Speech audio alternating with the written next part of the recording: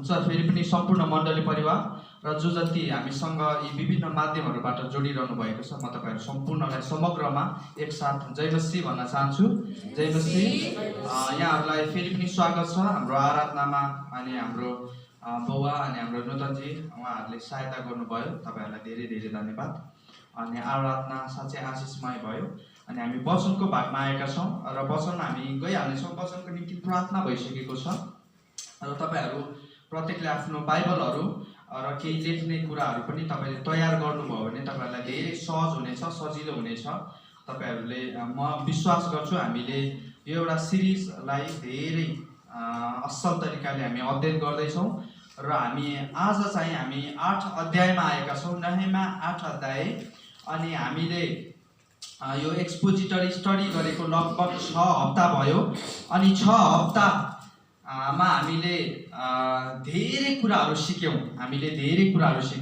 अनि ती कुराहरू म तपाईँहरूलाई केही रिभाइज गराउन चाहन्छु, तपाईँहरूलाई केही दोहोऱ्याउन चाहन्छु।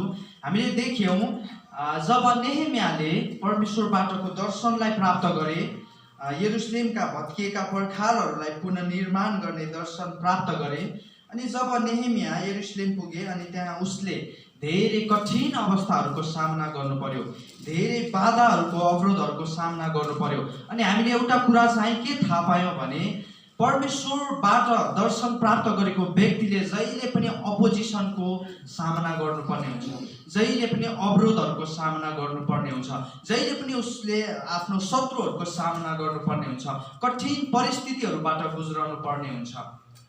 यो चाहिँ नेहेमियाको जीवनीबाट हामीले सिक्यौँ। यो चाहिँ ग्यारेन्टीका कुराहरू बाइबलले हामीलाई बताउँदैछ। तिमीहरूले यो कुरा सामना गर्नु नै पर्छ, तिमीहरूले यो समस्यालाई तिमीहरूले सामना गर्नै पर्छ। तर नेहेमियाको प्रतिक्रियालाई चाहिँ हामीले ध्यान दिएर अध्ययन गर्न एकदमै जरुरी छ। जब नेहेमियाको जीवनमा जब नेहेमियाले बाधा र समस्या अवरोधहरूको सामना गर्नु पर्यो, तब ऊ परमेश्वरमा अझ परिपक्व भएको छ। आमेन। तब ऊ चाहिँ परमेश्वर कहाँ पुगेको छ। तब ऊ चाहिँ ती समस्याहरूलाई लिएर, ती शत्रुहरूका उपहास है, ती शत्रुका आलोचनाहरूलाई लिएर परमेश्वर कहाँ पुगेको छ, परमेश्वर कहाँ चाहिँ उसले आफ्नो वेदनाहरू पोखाएको छ। प्रियहरू, हामी समस्यामा कहाँ दौडिरहेका हुन्छौँ, किनभने बाइबलले भन्दछ, वचनले भन्दछ, परम प्रभुको नाउँ चाहिँ बलियो धरहरा हो। धर्मी जनहरू चाहिँ त्यहाँ दगुरेर हिँडेर पनि होइन, दगुरेर जान्छन्। कति बेला मानिसहरू दगुर्छन्, जति बेला उसलाई हतार भएको हुन्छ, जति बेला गाडी छुटेको हुन्छ, जति बेला ऊ चाँडो पुग्नुपर्ने हुन्छ गन्तव्यमा, आफ्नो डेस्टिनेसनमा, तब ऊ दगुर्छ, होइन? नत्र भए आरामसँगले ऊ हिँडिरहेको हुन्छ। प्रिय परमेश्वर कहाँ चाहिँ हामी दगुरेर जानुपर्ने रहेछ, किनभने त्यहाँ बाटाहरूमा अल्झाउने धेरै कुराहरूले हामीलाई रोक्न सक्छ, हाम्रो गन्तव्यसम्म पुग्नदेखि हामीलाई वञ्चित गर्न सक्छ। यसकारण परमेश्वर कहाँ चाहिँ हामी हतारसँगले जाने हो, परमेश्वर कहाँ चाहिँ हामी दगुरेर जाने हो। यसकारण अस्ति पनि मैले तपाईँहरूलाई बताउँदै थिएँ, समस्या चाहिँ समस्या होइन, समस्यालाई हेर्ने दृष्टिकोण चाहिँ समस्या हो। समस्यालाई कसरी हेर्छौँ हामी, हाम्रो पर्सपेक्टिभ, यसलाई कसरी लिइरहेको हुन्छौँ, यो चाहिँ समस्या हो। यसकारण हामी धेरै इसाईहरू पनि, परमेश्वरका जनहरू पनि जब हाम्रो जीवनमा समस्या आउँछ, जब हामी विभिन्न कुराहरूले दबिन्छौँ, अनि यी बाधाहरूलाई हेर्ने दृष्टिकोणदेखि चाहिँ हामी एकदमै कमजोर हुन्छौँ। यसलाई हेर्ने दृष्टिकोण हाम्रो निराशाजनक हुन्छ। यसकारण हामी अझ कमजोर भइरहेका हुन्छौँ, अझ दबिरहेका हुन्छौँ। तर जब समस्याको बीचमा पनि पावरले जसरी हामी भन्न सक्छौँ, परम प्रभु परमेश्वर चाहिँ मेरो पक्षमा हुनुहुन्छ भने मेरो विपक्षमा चाहिँ कोही पनि खडा हुन सक्दैन भनेर जब हामी खडा भएर परमेश्वर कहाँ जान्छौँ, अनि हामी नेहेमियाको जीवन जिउन सक्छौँ। हामी कति दिनमा पर्खाल पुनर्निर्माण भयो? 52 दिनमा 2 महिना पनि लागेको छैन। जबकि त्यो पर्खाल चाहिँ 140 वर्षसम्म भत्किएको अवस्थामा थियो, टुटेको अवस्थामा थियो, भग्नावशेष भएर बसेको अवस्थामा थियो। तर जब नेहेमिया यरुशलेम पुगे, नेहेमियाले चाहिँ जम्मा 52 दिनमा पर्खाल पुनर्निर्माण गरेको छ। अब हामी नेहेमिया 8 अध्यायमा आयौँ। के नेहेमियाको काम सकियो त? के नेहेमियाको दर्शन त्यति नै हो त? के नेहेमियाको उद्देश्य त्यति नै थियो त? उसलाई परमेश्वरले यरुशलेममा पर्खाल पुनर्निर्माण गर्न मात्र पठाउनु भएको थियो त? अवश्य पनि थिएन। अब त्यसभन्दा बाहिर त्यसपछि के थियो त नेहेमियाको काम, नेहेमियाको दर्शन, नेहेमियाको उद्देश्य? त्यो चाहिँ हामी 8 अध्यायमा आए पश्चात हामी बुझ्छौँ। अब 8 अध्यायमा हामी जब पुग्छौँ नि, 8 अध्यायमा चाहिँ हामीले के थाहा गर्छौँ भने नेहेमियाको दर्शन, नेहेमियाको उद्देश्य चाहिँ पर्खाल पुनर्निर्माण गर्नु मात्र थिएन, तर नेहेमियाको मुख्य उद्देश्य, मुख्य दर्शन चाहिँ मानिसहरूको पुनर्निर्माण गर्नु थियो। आमेन। प्रियहरू, पर्खाल जति नै घर जति नै सहर जति नै सुन्दर भए तापनि, बलियो भए तापनि, परिपक्व भए तापनि, मजबुत भए तापनि, त्यो भित्रको मानिस चाहिँ, त्यो भित्र मण्डली, भवनभित्र बस्ने मण्डली, घरभित्र बस्ने परमेश्वरका जनहरू चाहिँ बलियो भएन भने नि, मजबुत भएन भने नि, त्यो कुनै पनि काम, कुनै पनि अर्थको छैन। यसकारण प्रियहरू, नेहेमियालाई यो कुरा थाहा थियो। यसकारण नेहेमियाले पर्खाल पुनर्निर्माण गर्दै गर्दा त्यहाँ कुनै उत्सव मनाएको छैन, कुनै रमाहट मनाएको छैन, कुनै पनि त्यहाँ सेलिब्रेसन भएको छैन। तपाईँ हामीले अस्ति पनि हेऱ्यौँ नि, नेहेमिया 6 अध्यायको हामीले 15 मा हेऱ्यौँ। नेहेमियाले सामान्य रूपमा पर्खाल पुनर्निर्माण भयो भनेर त्यहाँनिर लेखेको छ। अरू कुनै त्यहाँनिर रमाहटका कुरा भएको छैन, उत्सवका कुरा भएको छैन। तर 8 अध्यायमा आए पश्चात नेहेमियाले मानिसहरूलाई चाहिँ तिमीहरू नरो, यो चाहिँ खुसीको दिन हो, यो चाहिँ आनन्द गर्ने दिन हो, यो चाहिँ उत्सव मनाउने दिन हो भनेको छ। किनभने 8 अध्यायमा आए पश्चात चाहिँ मानिसहरूको पुनर्निर्माण भएको छ। आमेन। त्यो चाहिँ हो रमाहटको कुरा प्रियहरू, त्यो चाहिँ हो उत्सवको कुरा। आज कति मण्डलीहरूको ठुला ठुला भवन छ, तर हृदय सानो छ। परमेश्वरको सम्बन्ध, परमेश्वरसँगको उनीहरूको सम्बन्ध अझै पनि भग्नावशेषकै रूपमा छ, अझै पनि भत्किएकै अवस्थामा छ। के गर्नु, 10 तले भवन त छ, तर 10 तले भवनभित्रको मानिसको हृदय चाहिँ चिसो छ, मानिसको हृदय चाहिँ सानो छ। यसकारण प्रियहरू, भवन ठुलो कुरो होइन, भवनभित्रको मानिस, भवनभित्रको मण्डली चाहिँ ठुलो कुरो हो। हामी धेरैचोटि भवनको लागि एकदमै चिन्तित हुन्छौँ, तर भवनभित्रको मानिस, मण्डलीको लागि चिन्तित हुँदैनौँ। मण्डली चाहिँ सेलाइसकेको छ, तर भवन चाहिँ एकदमै सुन्दर बनेको छ। यरुशलेमको पनि भवनहरू धेरै सुन्दर थियो, धेरै राम्रो राम्रो थियो, बुट्टेदार थियो, तर उनीहरू चाहिँ आत्मिकी रूपमा चाहिँ उनीहरू खस्किसकेको थियो। आत्मिकी रूपमा चाहिँ उनीहरू एकदमै ड्यामेज भइसकेको थियो। उनीहरूको परमेश्वरसँगको सम्बन्ध एकदम नराम्रो तरिकाले उनीहरूको ड्यामेज भइसकेको थियो, बिग्रिसकेको थियो। यसकारण नेहेमिया खुसी भएन। पर्खाल पुनर्निर्माण हुँदा नेहेमिया खुसी भएको छैन, किनभने पर्खाल पुनर्निर्माण चाहिँ उसको दर्शनको पहिलो कदम, पहिलो स्टेप मात्र थियो, पहिलो खुड्किलो मात्र थियो। अनि बाइबलले के भन्छ, दौड चाहिँ सुरु गरेर होइन, त्यसलाई अन्त गरेर तिमीहरू चाहिँ के हुनुपर्छ, खुसी हुनुपर्छ भन्छ। नेहेमियालाई यो कुरा थाहा थियो। पर्खाल पुनर्निर्माण चाहिँ एउटा दौड चाहिँ सुरु मात्रै हो भन्ने उसलाई थाहा थियो। मेरो दौड पुरा भएको छैन भन्ने नेहेमियालाई थाहा थियो। आउनुहोस् हामी नेहेमिया 8 अध्यायमा जाउँ। तपाईँहरूले आफ्नो बाइबलहरू पल्टाउन सक्नुहुन्छ मसँग। नेहेमिया 8 अध्यायलाई चाहिँ हामी रिबिल्डिङ पिपुल भन्छौँ, रिबिल्डिङ पिपुल भन्छौँ, अथवा मानिसहरूको पुनर्निर्माण भन्छौँ, अथवा स्पिरिचुअल रिन्युअल भन्छौँ, अथवा आत्मिकी नवीकरण भन्छौँ। हामी नेहेमिया 8 अध्यायलाई चाहिँ मानिसहरूको पुनर्निर्माण, आत्मिकी नवीकरण भन्छौँ। प्रियहरू, आत्मिकी नवीकरण भनेको के हो? स्पिरिचुअल रिन्युअल भनेको के हो? यो धेरै महत्त्वपूर्ण छ है। आजको वचनमा जानुभन्दा अगाडि म तपाईँहरूले, हामी सबैले यो कुरा बुझेको चाहन्छु। आत्मिकी नवीकरण भनेको के हो? आत्मिकी नवीकरण कहिले हुन्छ? हामी धेरैले के विश्वास गर्छौँ भने, हामी मण्डली गए पश्चात, ख्रिस्टलाई ग्रहण गरे पश्चात, विश्वास गरे पश्चात हाम्रो आत्मिकी नवीकरण हुन्छ भनेर हामी विश्वास गर्छौँ, तर त्यो गलत हो। विश्वासमा हामी परिवर्तन हुन्छौँ, नवीकरण हुँदैनौँ। नवीकरण चाहिँ दोस्रो चरण हो, दोस्रो स्टेप हो। हामी परिवर्तन हुन्छौँ बाहिरी रूपमा अथवा भित्री रूपमा, शारीरिक रूपमा, आत्मिक रूपमा हामी परिवर्तन चाहिँ हुन्छौँ जब हामीले ख्रीष्टलाई विश्वास गर्छौँ, जब हामी मण्डली जान्छौँ, जब हामी बप्तिस्मा लिन्छौँ, पानीको बप्तिस्मा लिन्छौँ, जब हामी बाइबल पढ्न थाल्छौँ, जब हामी परमेश्वरलाई चिन्छौँ, तब हामी के हुन्छौँ? हामी चेन्ज हुन्छौँ, हामी परिवर्तन हुन्छौँ। हिजोको दिनसम्म हामी मठ मन्दिर हामी धाउँथ्यौँ भने आज हामी मण्डली आउँछौँ। परिवर्तन। हिजोसम्म हामी विभिन्न विभिन्न कुराहरूमा रुमलिरहेका थियौँ, मद्यपानमा विभिन्न कुराहरूमा अल्झिरहेका थियौँ भने अब हामी त्यो गर्दैनौँ। त्यो शारीरिक परिवर्तन हो। हिजोको दिनसम्म हाम्रो प्रार्थना गर्ने प्याटर्न फरक थियो, आज हाम्रो फरक छ, हामी परिवर्तन भयौँ। हिजोसम्म हामी विभिन्न अरू कुनै पुस्तकहरू पढ्थ्यौँ होला धर्मको अनुसार, आस्थाको अनुसार, आज हामी बाइबल पढ्छौँ। त्यो परिवर्तन हो। परिवर्तन चाहिँ नवीकरण होइन, परिवर्तन चाहिँ रूपान्तरण होइन। यसकारण हामी इसाईहरू, कति परमेश्वरका जनहरू चाहिँ परिवर्तन त भएका हुन्छौँ तर नवीकरण चाहिँ भएका हुँदैनौँ। परिवर्तन त हाम्रो भएको हुन्छ तर हाम्रो रूपान्तरण चाहिँ भएको हुँदैन। अनि हामी चाहिँ त्यो नवीकरणसम्म पुग्नुपर्छ प्रियहरू। आज मण्डलीहरू चाहिँ हामी चाहिँ त्यो रूपान्तरणसम्म हामी पुग्नुपर्छ। रूपान्तरण भनेको चाहिँ तपाईँ परिवर्तन भए पश्चात को हुने, त्यो चाहिँ रूपान्तरण हो। परिवर्तन चाहिँ बीच बाटोमा अड्क्यो भने हामी रूपान्तरण हुन सक्दैनौँ। रूपान्तरणले चाहिँ हामीलाई ख्रीष्टतिर लान्छ, ख्रीष्टको चरित्रमा ढाल्छ।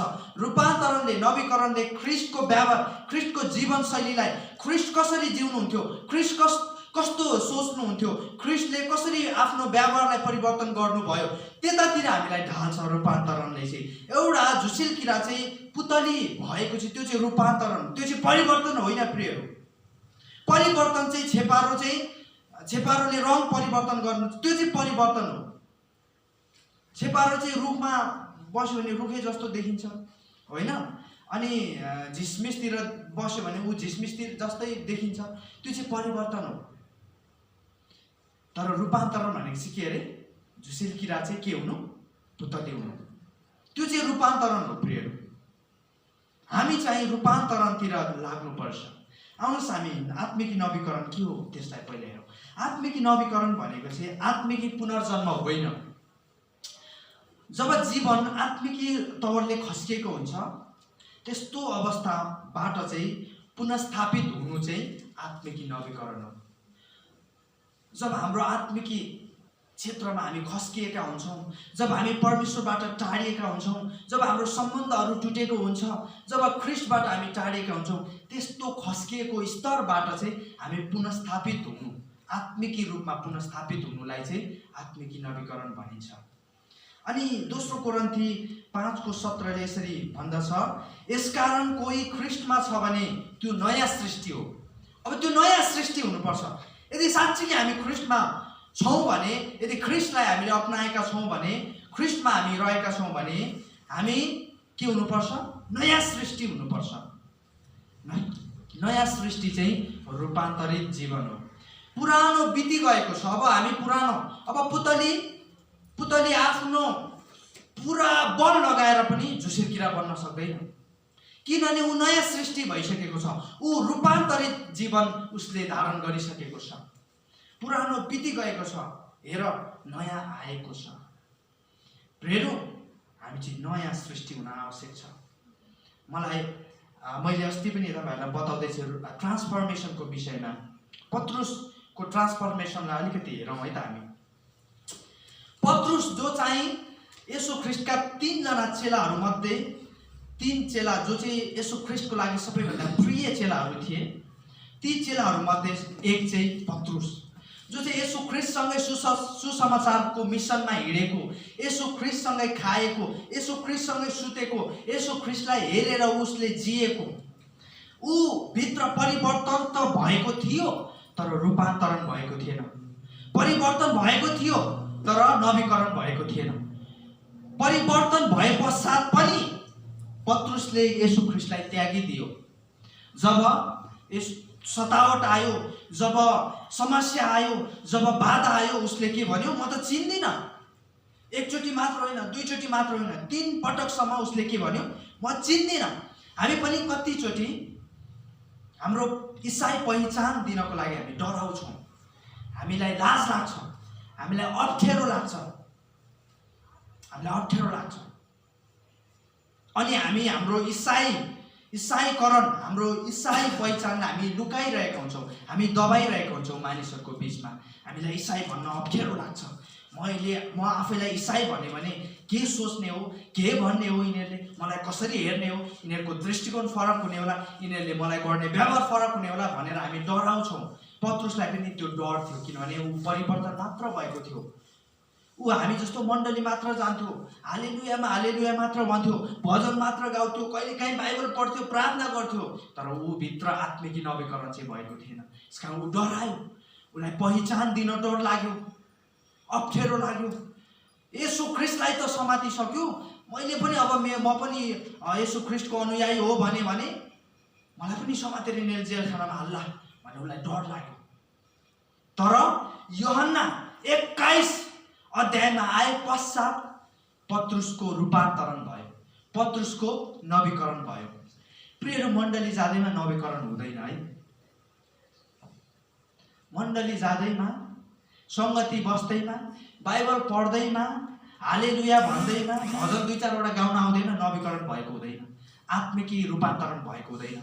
तर जब हाम्रो व्यक्तिगत येशू ख्रिस्टसँगको जम्का भेट हुन्छ नि, त्यति बेला हामी आछुचुचु हुन्छौँ, हाम्रो शिरबाट पसिना बग्न थाल्छ, हामीलाई लाज लाग्छ, हामी येशू ख्रिस्टको आँखामा आँखा जुदाउन सक्दैनौँ, हामी हाम्रो शिरहरूलाई ठाडो गरेर ख्रिस्टलाई हेर्न सक्दैनौँ, किनभने हामी परिवर्तन मात्र भएका छौँ। अनि जब येशू ख्रिस्टसँग हाम्रो जम्का भेट हुन्छ, हामीलाई लाज लाग्छ। मैले येशू ख्रिस्टलाई कहिले पनि चिनेकै रहेन रहेछु, मैले येशू ख्रिस्टलाई त्यागिरहेको रहेछु, मैले मेरो इसाई पहिचानलाई लुकाइरहेको रहेछु, म डराइरहेको रहेछु, म परिवर्तन मात्र भएको रहेछु, म येशू ख्रिस्टलाई मैले व्यक्तिगत रूपमा चिनेको रहेछु भनेर हामीलाई लाज लाग्छ। पत्रुसलाई पनि त्यही भयो। जब यूहन्ना 21 अध्यायमा हामी आउँछौँ, 15 देखि 17 हेर्छौँ भने येशू ख्रिस्टसँगको जुन जम्का भेट छ नि, त्यसमा ऊ रोएको छ। प्रिय, रूपान्तरण गाह्रो छ, परिवर्तन सजिलो छ, रूपान्तरण गाह्रो छ। रूपान्तरण चाहिँ कठिन प्रोसेस हो, प्रक्रिया हो। यसमा चाहिँ हाम्रो लाजहरूलाई हामीले मार्नुपर्छ। हामी येशू ख्रिस्टसँग आम्ने सामने जम्का भेट गर्नुपर्छ।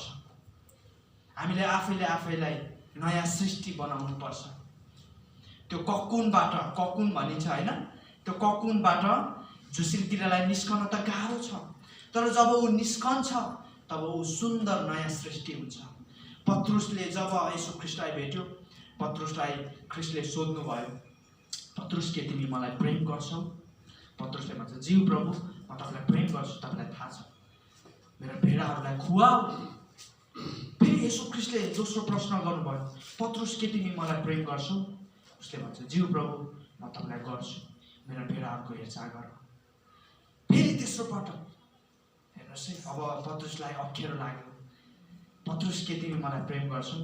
पत्रुसलाई साह्रो हृदय उसको चोट पुग्यो, कानो फुटेर ऊ रुन्छ, ज्यू प्रभु। किनभने उसले त ख्रिस्टलाई त्यागेको थियो नि त हिजोको दिन। 3 पटक येशू ख्रिस्टले पनि 3 पटक सोध्नु भयो।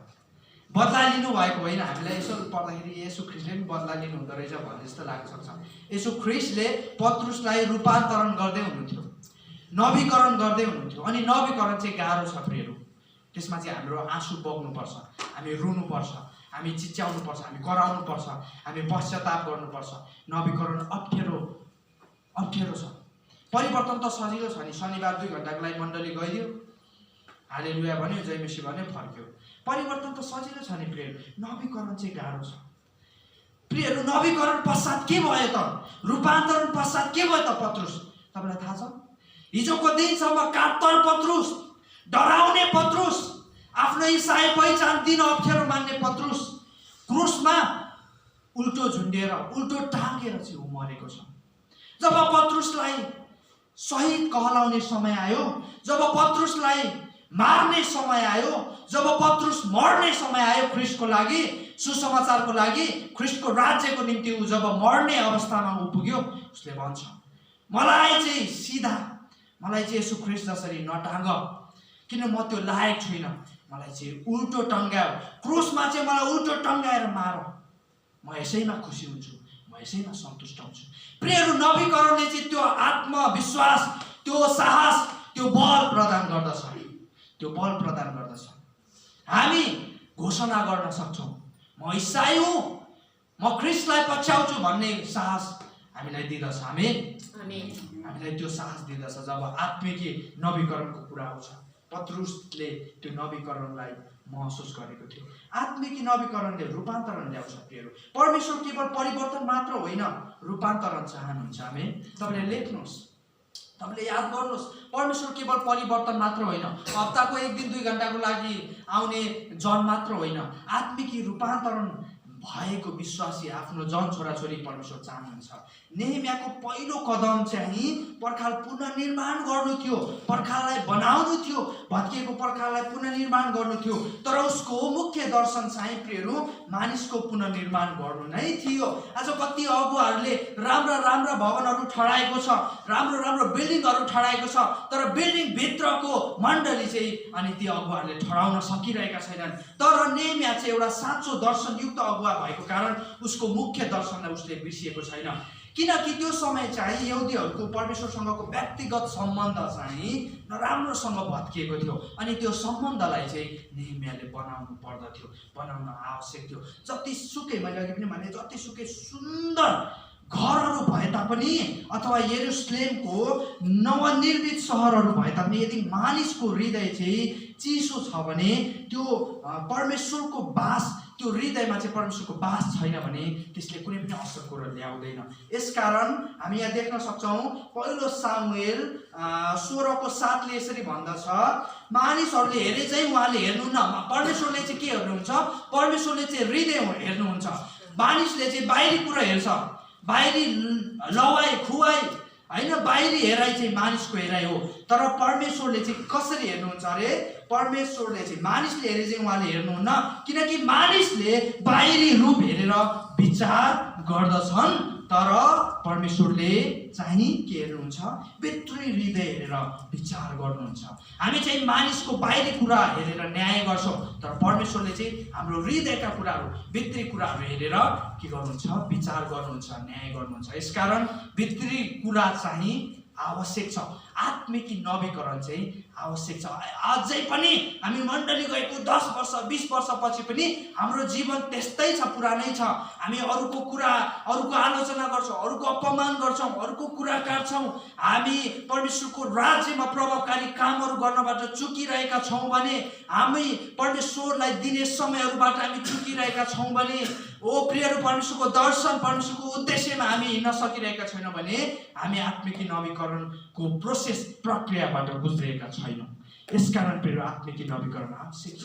हामी जाउँ नेहेमिया 8 अध्यायमा जाउँ। हामी 1 देखि 4 सम्म हेरौँ। 1 देखि 4लाई चाहिँ हामीले Bible and the national renewal भनेर हामीले टपिक दिएका छौँ। बाइबल र राष्ट्रिय नवीकरण भनेर हामी त्यसलाई एउटा विषय दिन सक्छौँ, एउटा टपिक दिन सक्छौँ। 1 देखि 4 पद हामी पढौँ है त।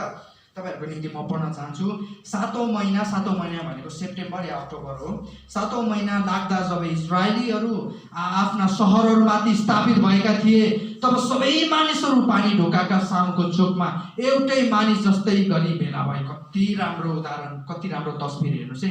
एक भएर एकै मानिस जस्तो गरी भेला भए। परमप्रभुले इजरायललाई आज्ञा गर्नु भएको मूसाका व्यवस्थाको पुस्तक ल्याउन तिनीहरूले शास्त्री र इजरायललाई भने। हेर्नुस् है, मानिसहरूले, यहुदीहरूले आग्रह गरेको छ, हामीलाई वचन सुनाउनुहोस्, हामीलाई वचन सुनाउनुहोस्, हामीलाई वचन दिनुहोस्, हामीलाई परमेश्वरको वचनबाट सिकाउनुहोस् भनेर उनीहरूले आग्रह गरेको छ, रिक्वेस्ट गरेको छ। हेर्नुहोस् है, यसर्थ 7औं महिनाको पहिलो दिनमा, जसलाई चाहिँ हामी तुरैको चाड पनि भन्छौँ, पुजारी इजरायली समुदायको सामुने अर्थात् सुनेका कुरा बुझ्न सक्ने सबै पुरुष र स्त्रीहरूका सामुने व्यवस्थाको पुस्तक ल्याए। हेर्नुहोस् है, पुरानो करारमा स्त्रीहरूलाई सभामा के अनुमति थिएन, तर यहाँ चाहिँ यो चाहिँ विशेष भेला भएको कारण, विशेष सभा भएको कारण यहाँ चाहिँ बुझ्न सक्ने बालकदेखि स्त्रीदेखि पुरुषदेखि हरेकलाई त्यहाँ चाहिँ निम्तो दिएको छ, अनुमति दिएको छ। त्यस पश्चात सबै पुरुष स्त्रीले सामने व्यवस्थाको पुस्तक ल्याए। तिनले त्यसबाट पानी ढोकाका सामुको चोकभित्र फर्केर बिहानदेखि मध्य दिनसम्म, हेर्नुहोस् है, उनीहरू कति भोकाएको रहेछ, वचनको लागि कति भोकाएको छ। बिहानीको पहिलो किरणदेखि मध्य दिन भनेको चाहिँ लगभग 6 घण्टाको समय हो, 6 घण्टाको अवधि हो। अहिले मैले यहाँनिर एक घन्टा जति प्रचार गरेँ भने हामी ढाड बनाउन थाल्छौँ, कपाल गर्न थाल्छौँ होइन। उनी चाहिँ 6 घन्टा भनेको चाहिँ थोरै अवधि होइन। मध्य दिनसम्म पुरुष स्त्री र बुझ्नेहरूको उपस्थितिमा पढे र सबै मानिसहरूले व्यवस्थाको पुस्तकबाट पढिएको कुरा ध्यानसँग सुने। उनीहरू कति ध्यानमग्न भएको छ। उनीहरू टल्ल परेर उनीहरू एज्राको कुरा सुनेकै छ प्रियहरू। उनीहरू कति भोकाएको रहेछ वचनको लागि। शास्त्री एज्रा त्यस्तै कामको लागि बनाएको एउटा काठको मञ्चमा उभे है। अनि तिनको दाहिने हातपट्टि तिनको छेउमा मत्ती त्यहाँ यहाँनिर 13 जना पुजारीहरूलाई हामी पुजारीहरूको नामलाई पढ्न सक्छौँ। मत्ती त्यहाँ, सेमा, अनायाह, उरियाह, इल्कियाह र मासियाह खडा थिए। तिनको देब्रेपट्टि पदयाह, मिसाएल, मल्कियाह, हासुम, हसबदाना, जकरिया र मसुलाम उभिएका थिए। यी 13 पुजारीहरूले चाहिँ एज्राले पढेको वचनका कुराहरूलाई चाहिँ मानिसहरूको बिचमा लगेर अनुवाद गरिदिन्थे, व्याख्या गरिदिन्थे अनि बुझाइदिने गर्थे है। यहाँ हामी देख्न सक्छौँ बाइबल र राष्ट्रिय नवीकरण। मैले टपिक दिएँ, दोस्रो इतिहास 7:14 यसरी भन्दछ, यदि मेरो आफ्नै प्रजाले चाहिँ, मेरो नाउँ दिएको प्रजाले चाहिँ आफैलाई नम्र पारेर मलाई खोजेर घुँडा टेकी प्रार्थना गर्छ भने म तिनीहरूलाई के गर्छु अरे, तिनीहरूको देशलाई म के गर्छु, म निको तुल्याउनेछु, उनीहरूको प्रार्थनालाई म स्वर्गबाट सुन्नेछु भनेर परमेश्वरले भन्नुहुन्छ। प्रियहरू, एउटा देश, कुनै पनि राष्ट्र नवीकरण हुनको निम्ति र जागृति आउनको निम्ति चाहिँ बाइबल र बाइबलको शिक्षा चाहिँ अनिवार्य हुन्छ कुनै पनि राष्ट्रमा। आज नेपाल किन हरेक क्षेत्रमा पछि परिरहेको छ? हरेक क्षेत्रमा किन पछि परिरहेको छ? नेपालमा किन हरेक वर्ष अपराधिक क्रियाकलापहरू झन् बढी भइरहेको छ? किन नेपालमा अशान्ति फैलिरहेको छ? किन नेपाल चाहिँ विकासको बाटोमा दौडिन सकिरहेको छैन? किनभने नेपालको जग चाहिँ बाइबल होइन। नेपालको जग चाहिँ बाइबलको जगमा बसालिएको छैन प्रियहरू। तर हामी दक्षिण कोरियालाई हामी लिन सक्छौँ। दक्षिण कोरियाको 50-70 वर्षको इतिहास नेपालको भन्दा अझ तल्लो स्तरको इतिहास छ। नेपालको भन्दा कमजोर इतिहास छ। मैले तपाईँलाई बारम्बार दक्षिण कोरियाको मैले उदाहरण दिएको छु तपाईँहरूलाई। तर आज दक्षिण कोरिया किन एसियाकै सबैभन्दा शक्तिशाली, सबैभन्दा विकसित, सबैभन्दा असल, सबैभन्दा संसारमा धेरै मिसनरी पठाउने देशको रूपमा हामी लिन्छौँ? किनभने त्यो देश चाहिँ बाइबलीय जगमाथि बसालिएको छ। तर त्यसकै छिमेकी देश हेरौँ त, उत्तर कोरिया हेर्नुहोस् त, मान्छेको घरमा टिभी छैन, मान्छेको हातमा मोबाइल छैन। किनभने त्यहाँको शासकले बाइबल पढ्ने नागरिकहरूलाई जेलमा हाल्छ। बाइबल भएको घरलाई चाहिँ आगो लगाइदिन्छ, उनीहरूलाई जेलमा खादिदिन्छ, मृत्युदण्ड छ त्यहाँ चाहिँ बाइबल। किनभने त्यो देश चाहिँ बाइबलले जगमाथि बसालेको छैन। यसकारण झन् पछाडि संसारबाटै टाढिएको देश चाहिँ उत्तर कोरिया भनेर चिनिन्छ। हामी युरोपेली देशहरूलाई हेरौँ। युरोपेली देशहरू किन यति शक्तिशाली रूपमा खडा भइरहेको छ? हरेक क्षेत्रमा किन अग्रसर छ? किनभने ती देशहरूको जग चाहिँ बाइबलीय व्यवस्थामा बसालिएको छ। यसकारण ती देशहरू चाहिँ अझ अगाडि बढिरहेको छ, हरेक क्षेत्रमा अगाडि बढिरहेको छ, हरेक क्षेत्रमा अग्रसर छ। त्यो देशमा पनि विकृतिका कुराहरू छ, विसङ्गतिका कुराहरू छ, नराम्रो पक्षहरू पनि छ। तर पनि ती देशहरूको संविधानका कुराहरू, कानुनका कुराहरू, मानिसको मूल्य मान्यताका कुराहरू, विचारका कुराहरू, जीवनशैलीका कुराहरू चाहिँ बाइबलले जगमाथि बसालेको छ। यसकारण ती राष्ट्रहरू चाहिँ झन् अगाडि बढिरहेको छ प्रियहरू। यसकारण मैले तपाईँलाई यहाँ बताउन खोजेको चाहिँ यहाँ चाहिँ यरुशलेम, पुरै यहुदा राष्ट्र नै परमेश्वरको वचनको लागि तृषित भएर आएको छ। उनीहरूको देशको जग चाहिँ बाइबलीय व्यवस्थामाथि बसालेको छ। यसकारण त इजरायल राष्ट्रलाई आज हामी शक्तिशाली राष्ट्रको रूपमा हेर्छौँ। अस्ति पनि त्यहाँ ठुलो युद्ध भयो, कुनै पनि त्यहाँ हानि भएको छैन। कुनै समय इजरायललाई चाहिँ 6वटा देशले एकैचोटि आक्रमण गरेको, मुस्लिम देशहरूले। तर त्यो समय के भयो? त्यो समय उसले युद्ध मात्र जितेन इजरायलले, तर युद्ध जितेर पनि अझ आफ्नो देशको क्षेत्रहरूलाई चाहिँ उसले बढाउन पायो, क्षेत्रहरू जित्यो। किनभने हामी देख्न सक्छौँ इजरायलको जग चाहिँ परमेश्वरको वचन हो। आमेन। जबसम्म नेपाल राष्ट्रको जग चाहिँ बाइबलको व्यवस्था बन्दैन तबसम्म नेपाल पिछडिएको देश नै हुन्छ। यसकारण आज नेपालमा मण्डलीहरूले भूमिका खेल्नु पर्ने समय आइपुगेको छ। मण्डलीहरू चाहिँ आज विभिन्न मानिसहरू विभिन्न जातिहरूको बीचमा पुग्न आवश्यक छ। हामीले चाहिँ यो 4 कुना भित्ता भन्दा पनि बाहिर हाम्रो सेवकाईलाई बढाउन आवश्यक छ। प्रियहरू, हामी यहाँ देख्न सक्छौँ यहुदीहरूको तृष्णा, परमेश्वरको वचन प्रतिको उनीहरूको तृष्णालाई हामी देख्न सक्छौँ। हामी यहाँ देख्न सक्छौँ उनीहरूले चाहिँ बिहानदेखि मध्य दिनसम्म प्रिय मण्डलीहरू हामी कति समय बाइबल पढ्छौँ, कति घन्टा बाइबल अध्ययन गर्छौँ, कति समय परमेश्वरसँग हामी समय बिताउँछौँ। प्यासन फर द वर्ड, उनीहरूको वचनको निम्ति उनीहरूको तृष्णा। हाम्रो परिवारमा सङ्गति, कति सङ्गति हुन्छ के हामी सङ्गतिबाट टाढिरहेका छौँ? हाम्रो आउँदा पुस्ताहरूलाई हामीले वचनमा कति हिँडाइरहेका छौँ? उनीहरू परमेश्वरको डर र भयमा कति हिँडिरहेको छ? यो चाहिँ महत्त्वपूर्ण कुरा हो। यो चाहिँ महत्त्वपूर्ण कुरा हो। आज हामी संसारको दौडमा दौडिरहेका छौँ। आज संसार पैसा कमाउनुको पछि भयङ्कर दौडिरहेको हुन्छ। हामी पनि त्यतैतिर दौडिरहेका हुन्छौँ। हाम्रो दौड फरक छ प्रियहरू, हाम्रो दौड चाहिँ फरक छ। यहुदीहरूको आँखामा हामी परमेश्वरको वचनप्रतिको त्यो तृष्णालाई देख्न सक्छौँ, उनीहरूको त्यो जोसलाई देख्न सक्छौँ, त्यो जागृतिलाई देख्न सक्छौँ है। अनि त्यस पश्चात मण्डली प्रियहरू हामीले यहाँ देख्न सक्छौँ एज्रा जो चाहिँ नेहेमिया भन्दा लगभग 14 वर्ष अगाडि आएका थिए। अनि एज्राको पहिलो उद्देश्य चाहिँ के थियो भने मानिसहरूलाई चाहिँ परमेश्वरको वचनमा चाहिँ परिपक्व बनाउनु, परमेश्वरको व्यवस्था सिकाउनु, परमेश्वरसँगको तोडिएको सम्बन्धलाई चाहिँ पुनर्निर्माण गर्नु चाहिँ एज्राको पहिलो उद्देश्य थियो। आज परमेश्वरले त्यो जिम्मेवारी हामी हरेकको काँधमा दिनुभएको छ। आज हामीले हाम्रो मण्डलीलाई, आज हामीले हाम्रो परिवारलाई, आज हामीले हाम्रो आफन्तजनहरूलाई, आज हामीले हाम्रो छोराछोरीहरूलाई, आउँदो पुस्ताहरूलाई परमेश्वरसँगको व्यवस्थामा, परमेश्वरसँगको सम्बन्धमा चाहिँ हामीले उनीहरूलाई परिपक्व बनाउनु पर्छ। प्रिय आजको पुस्ताहरू चाहिँ परमेश्वरको वचनबाट चाहिँ प्रत्येक दिन टाढिरहेका छन्, बाइबल अध्ययन छैन, प्रार्थना छैन, सङ्गतिको जीवन छैन, अनि आराधनाको जीवन छैन।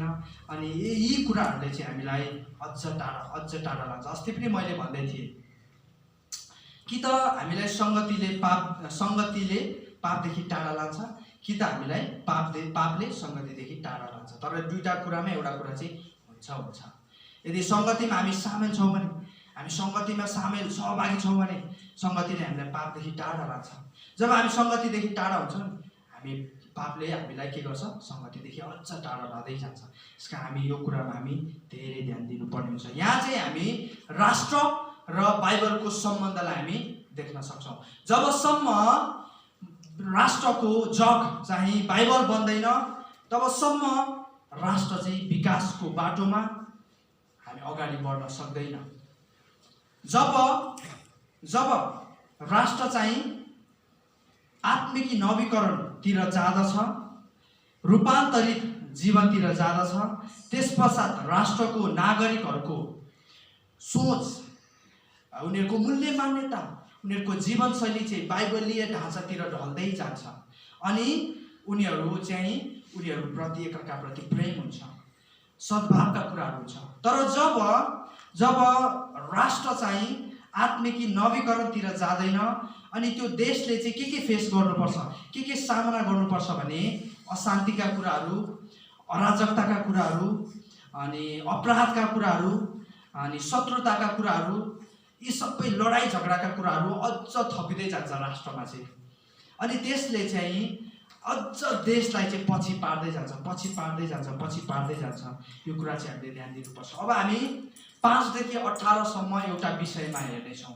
हामीले 1 देखि 4 सम्म हेऱ्यौँ एउटा राष्ट्रमा बाइबलको कति ठुलो महत्त्व हुन्छ, कति ठुलो भूमिका हुन्छ यो परमेश्वरको वचनको चाहिँ कुनै पनि राष्ट्रमा भन्ने कुरा हामीले हेऱ्यौँ। अब हामी 5 देखि 18 सम्म हामी जानेछौँ। अनि यस खण्डलाई चाहिँ हामी परमेश्वरको वचन प्रतिको प्रतिक्रिया भनेर हामी यसलाई विषय राख्न सक्छौँ। अथवा response to the word of God भनेर हामी हेर्न सक्छौँ। अब यहाँ हामी देख्न सक्छौँ यहुदीहरूले, इजरायलीहरूले जब उनीहरू वचन पढ्न थाले, जब उनीहरू तृषित हृदय लिएर वचन सुन्नको निम्ति भेला भए, एकै मानिस है एकतामा उनीहरू भेला भए, तब उनीहरूको बिचमा चाहिँ इजरायलले परमेश्वरको वचनलाई खुरन्दार रूपमा प्रचार गरेको छ। परमेश्वरको वचनलाई त्यहाँनिर उसले बुझाएको छ, अनुवाद गरेको छ। तब त्यो वचन सुनेर चाहिँ यहुदीहरूले 5 वटा प्रतिक्रिया दिएको छ, रेस्पोन्स 5 किसिमको प्रतिक्रिया दिएको छ। जबसम्म हामी यो 5 वटा प्रतिक्रिया भएर जाँदैनौँ, 5 वटा रेस्पोन्सलाई हामी अनुभव गर्दैनौँ, तबसम्म हामीले आत्मिक नवीकरणलाई महसुस गर्न सक्दैनौँ। धेरैचोटि हामी कस्तो हुन्छ भने वचन त सुन्छौँ, 1 घन्टा वचन सुनिन्छ, 2 घन्टा वचन सुनिन्छ, तर त्यसले हृदयलाई छुँदैन। त्यो वचन बाँड्ने व्यक्ति कराको अनि हामी सुनेको अनि बाहिर गएपछि अब त्यो सुनेको कुराहरू हामीलाई यादै हुँदैन, हामी त्यो कुरालाई हृदयमा बसालेकै हुँदैन, अनुभवै गर्दैनौँ। जस कारणले गर्दाखेरि हाम्रो जीवन चाहिँ जस्ताको तस्तै हुन्छ, हाम्रो परिवर्तन हुँदैन।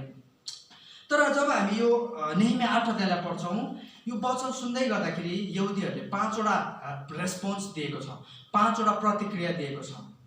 अनि 5 वटा प्रतिक्रिया दिए पश्चात उनीहरूको आत्मिक नवीकरण भएको छ, उनीहरू रूपान्तरण भएको छ। त्यो 5 वटा रेस्पोन्स, 5 वटा प्रतिक्रिया चाहिँ के हो त हामी हेरौँ है त। पहिलो चाहिँ आदर। उनीहरूले त्यो परमेश्वरको वचनलाई पहिलो चाहिँ उनीहरूले आदर गरेको छ।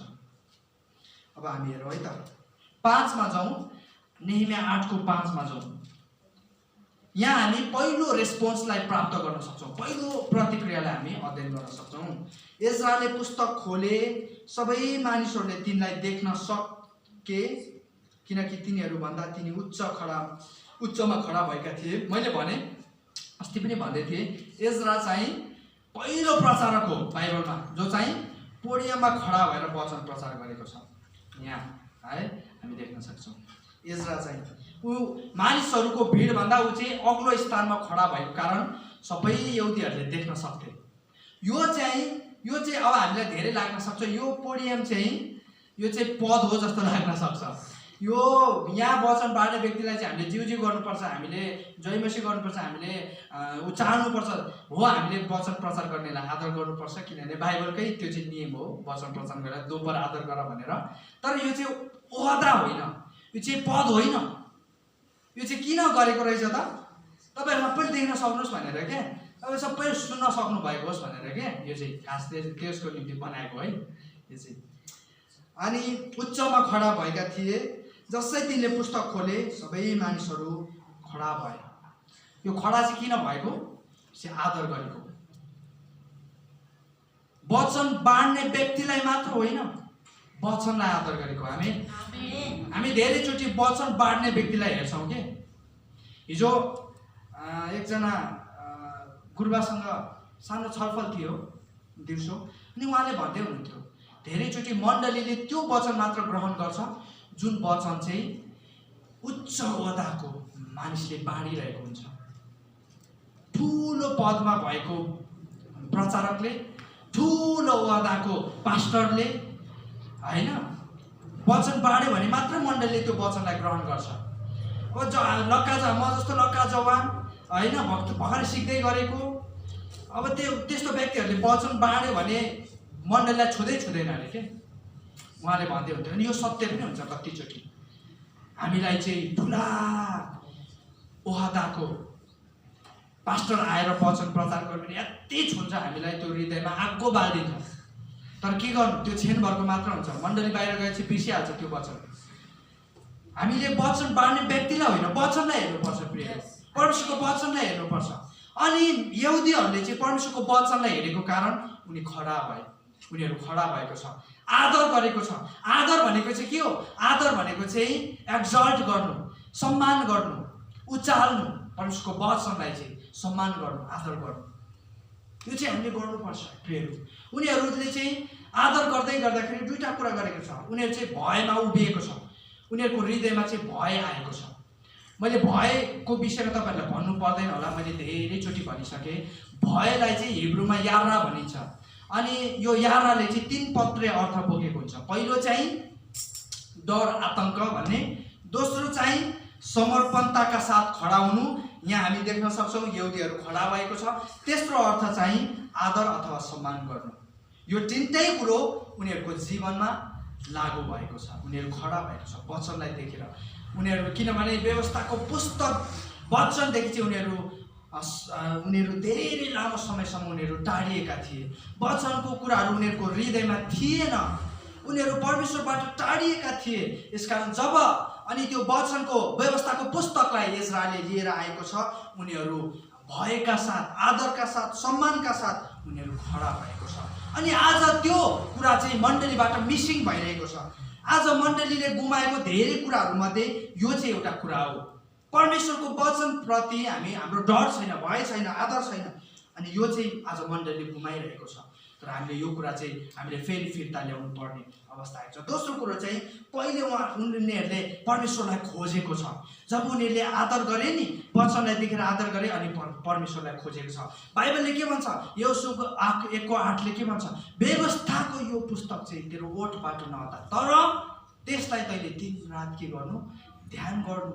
अनि भजन सङ्ग्रह 1:2ले पनि भन्दछ, तर त्यो चाहिँ परमप्रभुको व्यवस्थामा दिन रात त्यो चाहिँ के गर्छ? ध्यान गर्छ। त्यसले चाहिँ परमप्रभुको व्यवस्था त्यो खुसी रहन्छ, त्यसले परमेश्वरको व्यवस्थालाई मनन गर्छ।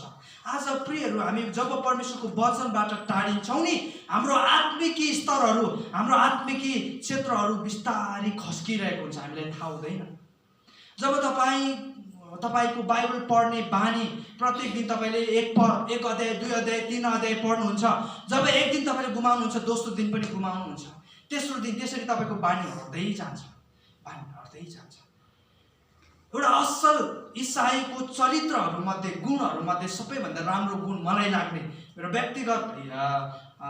व्यक्तिगत दृष्टिकोणमा चाहिँ मलाई लाग्छ, वर्षमा एकचोटि बाइबल पढी सिद्ध्याउने लक्ष्य राख्ने जुन गुण छ, त्यो चाहिँ असल इसाईको चरित्र हो।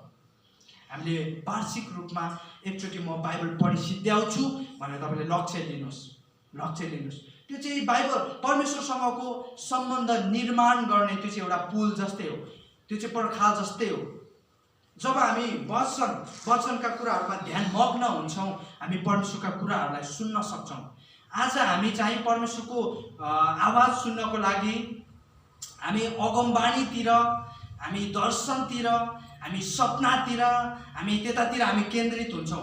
तर हामी परमेश्वरको वचनलाई चाहिँ हामीले हाम्रो जीवनबाट टाढा राखिरहेका हुन्छौँ। परमेश्वर आज मानिसहरूको बोलीबाट बोल्नुहुन्छ हो, मानिसहरूको अगमबाणीबाट बोल्नुहुन्छ होला, त्यो कति सत्य होला, तर 100% त्यो सत्य होइन।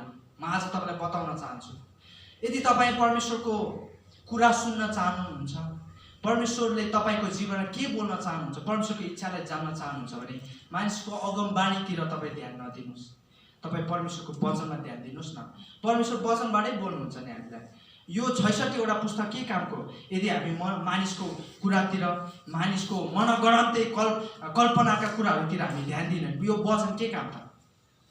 हामी चाहिँ धेरैचोटि बाइबल अध्ययन छैन, आत्मिकी जीवन खस्किरहेको छ। अनि विश्वासीहरूको सबैभन्दा नराम्रो बानी चाहिँ गुण चाहिँ मलाई के लाग्छ भने, अरू व्यक्तिले गरिदियोस्, अरूले शिरमाथि टाउकोमा हात राखेर प्रार्थना गरिदियोस् है, अनि अगमबाणी बोलिदियोस्, मेरो जीवनको परमेश्वरको इच्छा मेरो जीवनमा के छ बोलिदियोस्, दर्शनका कुरा बोलिदियोस्। अनि त्यतातिर चाहिँ अनि झुटो शिक्षामा फसेको थाहा हुँदैन हामीलाई। यसकारण वचन चाहिँ त्यति धेरै शक्तिशाली छ।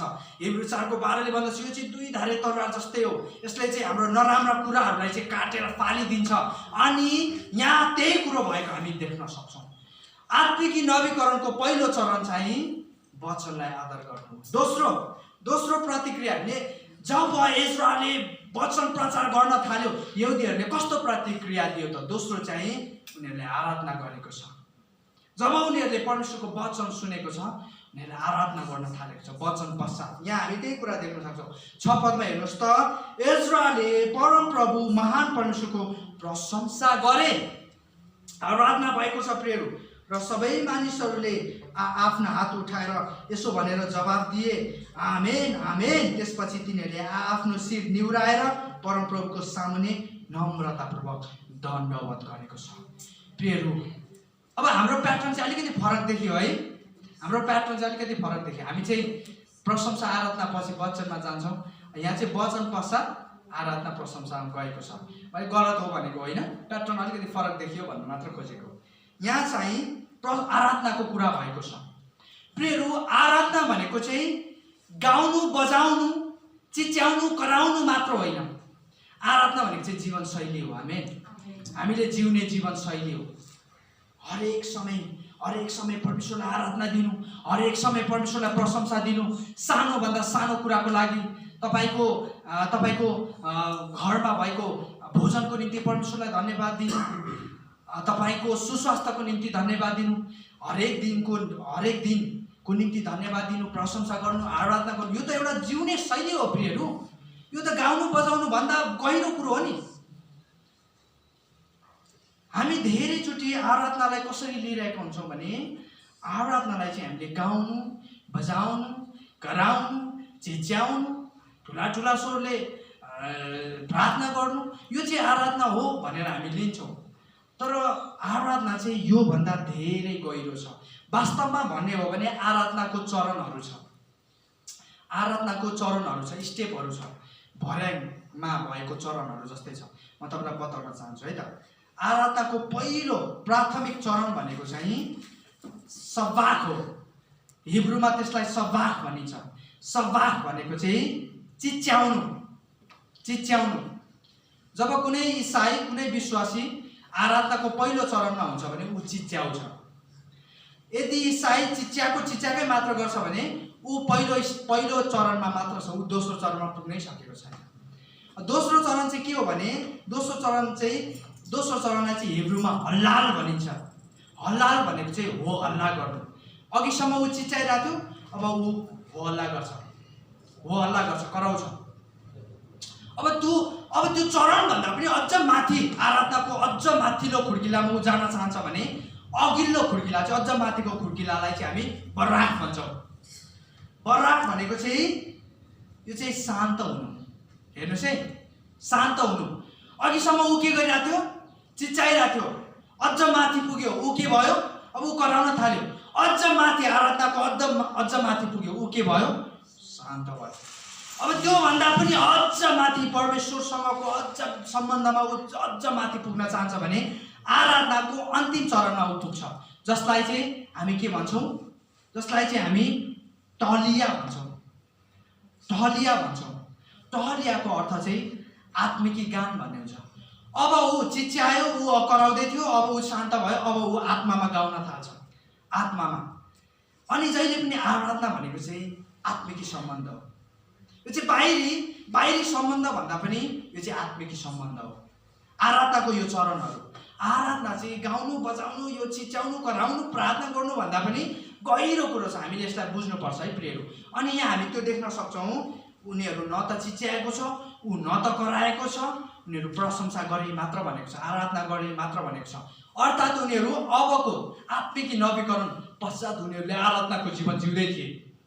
प्रियहरू, यहुदीहरूले हिजोको दिनसम्म उनीहरूको टुटेको सम्बन्ध थियो, तर अब त्यो सुध्रिएको छ। परमेश्वरसँग उनीहरू नजिक भएको छ, उनीहरू आत्मामा गाउन थालेको छ, आत्मामा परमेश्वरसँग उनीहरू जोडिएको छ। अब तेस्रो प्रतिक्रियालाई हामी हेरौँ है त। तेस्रो प्रतिक्रिया, वचन सुने पश्चात उनीहरूको तेस्रो प्रतिक्रिया चाहिँ उनीहरू पश्चाताप गरेको छ। जबसम्म हामी पश्चातापबाट गुज्रदैनौँ नि, तबसम्म आत्मिकी नवीकरणलाई हामी अनुभवै गर्न सक्दैनौँ। प्रेरित 2:38ले यही कुरो बताएको छ। प्रेरित 2:38ले यही कुरो बताएको छ। म तपाईँहरूको निम्ति पढ्न चाहन्छु। प्रेरित 2:38मा यहाँनिर लेखकले यसरी लेख्नुहुन्छ, पत्रुसले तिनीहरूलाई भने पश्चाताप गर र तिमीहरूका पाप क्षमाको निम्ति येशू ख्रीष्टको नाउँमा तिमीहरू प्रत्येकले बप्तिस्मा लेऊ र तिमीहरूले पवित्र आत्माको वरदान पाउनेछौ। प्रियहरू, पश्चातापले चाहिँ हाम्रो निम्ति अझ ठुलो ढोका खोलिदिन्छ, परमेश्वर कहाँ हामी पुग्न सक्छौँ। यसले हाम्रो आत्मिक वरदानहरू खोलिदिन्छ, यसले परमेश्वरसँगको सम्बन्धको ढोकाहरू खोलिदिन्छ। अनि पश्चाताप गरेर यहाँ उनीहरू रोएको छ, उनीहरू रोएको छ प्रियहरू। यहुदीहरू हेर्नुहोस् त यहाँनिर उनीहरू रोएको छ, किनभने उनीहरूले पश्चाताप गर्दै गर्दा जब वचन सुने उनीहरूले थाहा पाए हामी कति दुष्ट रहेछौँ। यो सबै दण्ड, यो सबै नराम्रा खराब कुराहरू चाहिँ हाम्रो पापको कारणले, हाम्रो पुस्ता, हाम्रो अघिल्लो पुस्ताहरूको दुष्ट्याइको कारणले हामी माथि आइपरेको रहेछ भनेर उनीहरूले थाहा पाए। जब उनीहरूले वचनलाई ग्रहण गरे उनीहरू रोएको छ। अब यहाँ हेर्नुहोस् त, अझ नम्रतापूर्वक उनीहरूले आदर गरेको छ। उनीहरू भय, उनीहरूको जीवनमा भयले काम गरेको छ। अनि हामी यहाँ देख्न सक्छौँ 8मा आएर, यहाँनिर 8-9तिर आएर हामी देख्न सक्छौँ। तपाईँले हेर्नुहोस्, तिनीहरूले परमेश्वरका व्यवस्थाको पुस्तक राम्ररी पढेर त्यसको अर्थ मानिसहरूले बुझ्न सक्ने गरी बुझाइदिए। अब प्रचारकहरूले पनि परमेश्वरको वचनलाई असल तरिकाले व्याख्या गरेको छ, बुझ्ने तरिकाले व्याख्या गरेको छ। अनि उनीहरूको बिचमा चाहिँ रिभाइभका कुराहरू, जागृतिका कुराहरू आएको छ। तब राज्यपाल नेहेमियाले पुजारी शास्त्री एज्रा र मानिसहरूलाई शिक्षा दिइरहेका लेवीहरूले तिनीहरू सबैलाई भने, आजको दिन परमप्रभु तिमीहरूका परमेश्वरको निम्ति पवित्र छ, विलाप नगर अनि नरो, किनभने व्यवस्थाका वचनहरू सुनेर तिनीहरू सबै रुँदै थिए। हेर्नुहोस् त, वचनले त्यति धेरै शक्तिशाली काम गर्छ। अब हामी त अरूको अगमबाणीको पछि दौडिरहेका छौँ, कहाँ हाम्रो जीवनमा काम गर्छ त? अरूको कल्पनाको, अरूको दर्शनको, अरूको सपनाको कुरोको पछि दौडिरहेका छौँ, कहाँ वचनले काम गर्छ त? अरूको मनगणन्ते कुराको पछि लागेर हुन्छ र? अरूको भनाइको पछि लागेर हुन्छ? तपाईँ आफैले जाँच्नु पर्यो, तपाईँ आफैले अनुभव गर्नु पर्यो।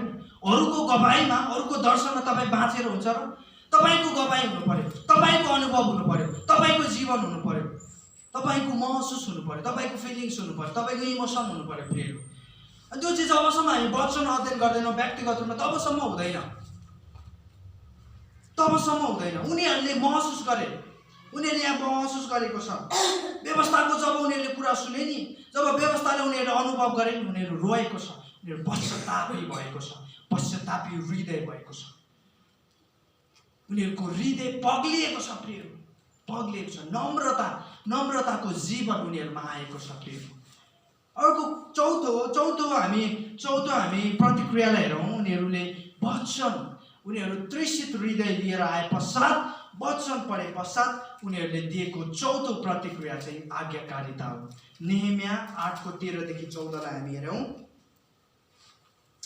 महिनाको दोस्रो दिनमा परिवारका मुख्य मानिसहरू, पुजारीहरू र लेवीहरूका साथमा व्यवस्था अध्ययन गर्न शास्त्री इजराको सामने भेला भए। अझै हेर्नुहोस् है, उनीहरूको अध्ययन रोकिएकै छैन। व्यवस्थामा 7औं महिनाका चाडको बेला छाप्रोमा बस्नुपर्छ भन्ने मूसाद्वारा परमप्रभुले आज्ञा गर्नुभएको कुरा र आफ्ना सबै सहरहरूभरि र यरुसलेममा तिनीहरूले यही कुराको घोषणा गर्नुपर्छ भन्ने कुरा तिनीहरूले भेट्टाए। डाँडाहरूमा गएर भद्राक्ष र जङ्गली भद्राक्ष, मेहदी र खजुरका आँगा र अरू पातहरू भएका आँगाहरू छाप्रा बनाउन ल्याऊ जस्तै लेखिएको छ। अब लेखिएको वचनका कुराहरूलाई उनीहरूले आदर मात्र गरेको छैन, उनीहरूले आराधना मात्र गरेको छैन, उनीहरूले पश्चाताप मात्र गरेन, उनीहरूले चाहिँ त्यसलाई अपनाएको पनि छ, लागू पनि गरेको छ, उनीहरूले त्यसलाई चाहिँ आज्ञा पालन पनि गरेको छ। वचन चाहिँ त्यति बेला पुरा हुन्छ जति बेला आज्ञा पालन चाहिँ त्यहाँनिर देखिँदछ। वचनको कुरा चाहिँ आज्ञा पालनमा आएर टुङ्गिन्छ। जबसम्म मैले दिएको वचन या प्रचारकले दिएको वचन या तपाईँ आफैले पढेको वचन आज्ञा पालनमा रूपान्तरण हुँदैन, तबसम्म त्यो वचन चाहिँ अपुरो हुन्छ। पहिलो शमूएल 15:22 र 23ले के भन्छ? होमबलि र बलिदान भन्दा के परमेश्वरले आज्ञा पालन नै रुचाउनुहुन्न र? आज्ञा पालन चाहिँ बलिदान भन्दा के हो? उत्तम हो। र परमेश्वरको वचन पालन गर्नु, मान्नु चाहिँ के हो? भेडाको बोसे भाग भन्दा के हो? असल, उत्तम हो। अब पुरानो करारमा एउटा विधि चाहिँ के थियो भने जब कोही व्यक्तिले बलिदान लिएर आउँथ्यो, होम बलि लिएर आउँथ्यो, तब उस पुजारीले बोसे भागलाई चाहिँ छुट्याएर त्यसलाई चाहिँ आगोमा जलाइदिने गर्थ्यो। अनि जब त्यो बोसे भाग जलेर त्यो चाहिँ बास्ना चाहिँ मग हुन्थ्यो अनि त्यो बास्नाले चाहिँ सुगन्धित धूपको काम गर्थ्यो। अनि त्यो बास्ना चाहिँ बाइबलले के भन्छ भने परमेश्वरलाई चाहिँ परमप्रभुलाई चाहिँ त्यो बास्ना साह्रो मन पर्थ्यो। त्यो बास्ना किन मन परेको त हामीलाई थाहा छैन, तर त्यो चाहिँ साह्रो मन पर्थ्यो अरे परमेश्वरलाई। अनि त्यो बोसे भाग भन्दा पनि त्यो जलाइएको सुगन्धित धूप भन्दा पनि बोसे भागको धूप अथवा त्यसको बास्ना भन्दा पनि वचन मान्नु चाहिँ के हो रे उत्तम हो अरे। यसकारण प्रियहरू वचन चाहिँ मैले जति नै प्रचार गरौँ न 1 घण्टा 6 घण्टा 10 घण्टा, तर त्यो वचन चाहिँ हाम्रो जीवनमा लागू भएन भने, एप्लिकेसन भएन भने, आज्ञा पालनमा टुङ्गिएन भने त्यो वचनले हाम्रो जीवनमा कुनै पनि शक्तिशाली काम गर्न सक्दैन। धेरैचोटि हामी भन्छौँ नि वचन मैले 1 घण्टा यो पास्टरको 1 घण्टा वचन सुन्छु, त्यो पास्टरको 10 घण्टा वचन सुन्छु, तर मेरो हृदयमा मेरो जीवन कामै गर्दैन। कसरी काम गर्छ त? जबसम्म त्यो वचनलाई हामीले हाम्रो जीवनमा लागू नै गर्दैनौँ, हाम्रो हृदयमा रोक्दैनौँ, कसरी त्यसले काम गर्छ त?